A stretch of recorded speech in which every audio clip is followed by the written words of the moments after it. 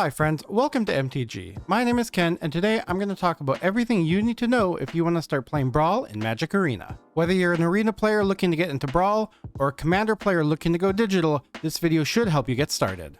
So first things first, what is Brawl? In essence, Brawl is Arena's version of Commander, however there are some similarities and differences worth going over. Starting with the similarities, Brawl, like Commander, is a singleton format, meaning that you only have one copy of any card in the deck excluding basic lands. Brawl decks consist of 100 cards, including your Commander. Your deck color identity has to follow that of the Commander you have chosen. If you choose a blue and red Commander, all cards within the deck have to stay in the confines of those two colors. Your Commander lives in a special zone called the Command Zone, where you can cast it directly at any time during the game. For each successive time you cast your Commander from this zone, after the first that is, you will pay an additional Commander tax of 2 mana. When it comes to differences, Brawl has a few distinct differences that we should talk about. To start with, this is a 1v1 format. Because of that, each player's life total starts at 25 instead of the typical 40 seen in Commander. This is most likely in order to keep the games relatively short. Because the format is 1v1 and life totals start at 25, Commander damage does not exist in Brawl. This means combat damage dealt directly by your Commander is not separately tracked like it is in a 4-player Commander game. The biggest difference between Brawl and Commander is that in Brawl, you can choose any Planeswalker to be your Commander. This opens up a new fun strategy when it comes to deck building. Planeswalker Commanders follow the same rules as creature Commanders.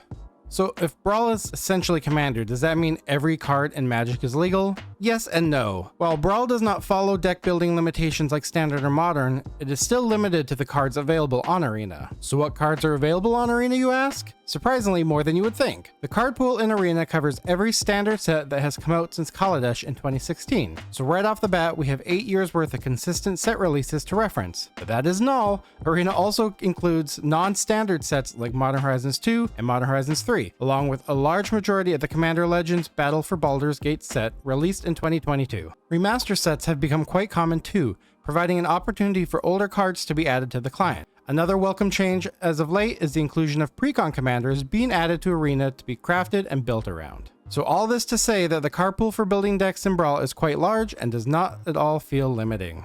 Now, before we jump into acquiring the cards, let's talk a little bit about Brawl and Historic Brawl and debunk a few confusing things because a lot of people have questions about this.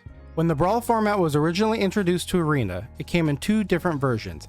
Historic Brawl, which is a format most similar to Commander, and also the one we're talking about today, and Brawl, a 60-card variant that only utilized cards that were in the standard rotation. Around the end of 2023, Wizards changed the name of these two formats to try and ease confusion. Brawl became Standard Brawl, and Historic Brawl was shortened to just Brawl.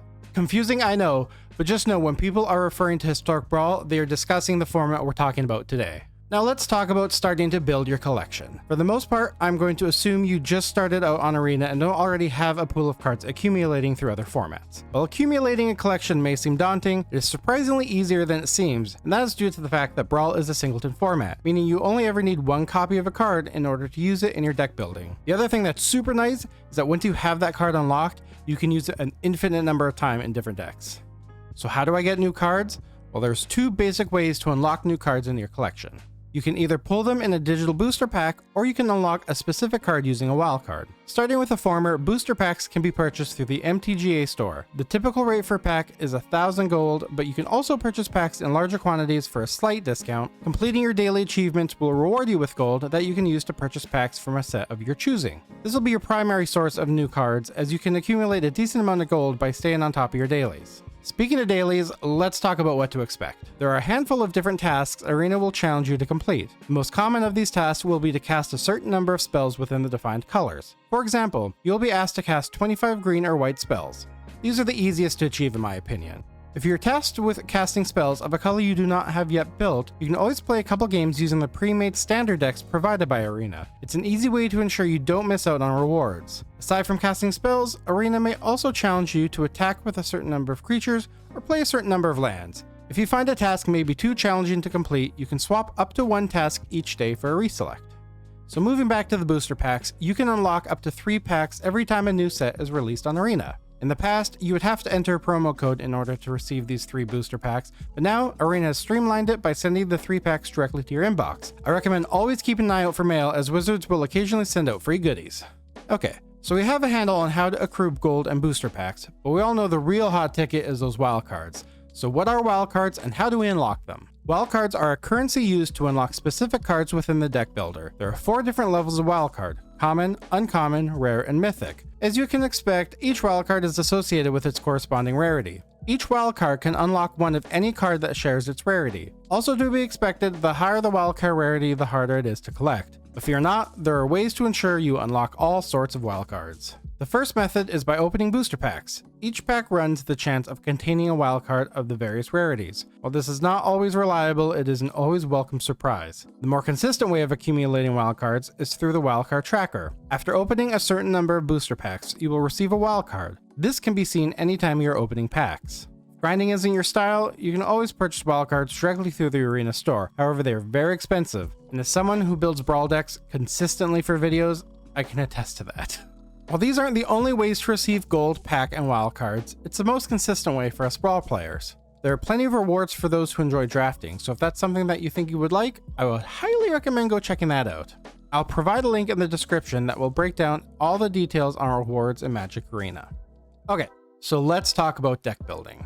Since this is usually the part of Magic where people's creativity comes to life, I don't want to give you a step-by-step process. Instead, I'm going to give you a rapid-fire important facts that might help you with your deck building experience. When choosing your commander, make sure you look at the unlocked cards and lock cards. There are way more commanders in this format than you may originally think.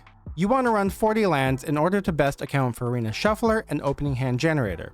As far as we know now, MDFC lands are not considered lands according to the algorithm. Prioritize removal and protection. While Brawl is considered more casual than some of the other formats, you are still playing a 1v1 format, and thus winning by any means necessary can be key. When you start playing a new deck you built, give the algorithm a few games to better get a feel for your deck and where to slot it in. You may find that you're either wiping the floor with every opponent or you're being put against the highest tier decks. Just give it time, I promise it'll start to work itself out. I recommend you start with a monocolor deck and focus on spending wildcards on staples that you can use in multiple decks. I'll be making a video coming up discussing the best common and uncommon wildcards to unlock, so stay tuned for that and subscribe so you don't miss it when it comes out. If conflicted as to where you should start, I recommend starting with green as it has the highest number of common and uncommon staples. Green is also a very viable color as it grants you the ability to ramp and outpace your opponents. My last tip is if you want to see new decks built constantly with all the newest commanders from the newest sets, I recommend you come and check out the channel. We do deck techs, we do all kinds of historic Brawl content, so if it's something you want to get into or something you already enjoy, check out the channel, go watch some of the videos, and let me know what you think. But that's it for today. I hope this video helped you. I know it wasn't fully comprehensive. Obviously, there's just like an endless amount of things we can go through, but hopefully this sets you off in the right direction and helps you get started with your collection and your deck building process. If there's anything you think I missed or more information you want to know about Brawl, please let me know in the comments and I can create a follow-up video. If this video was a help for you, I would highly appreciate if you could like, leave a comment, and even subscribe to the channel perhaps. It just helps a ton, and like I said, we're doing a ton of new exciting content for Historic Brawl. I hope you have a great day, and I'll see you in the next video.